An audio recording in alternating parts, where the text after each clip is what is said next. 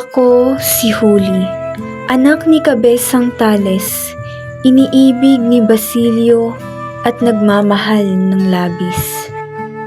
Mabait, matiyaga, may pusong mapagmahal, handang magsakripisyo sa hirap kahit nasasakal.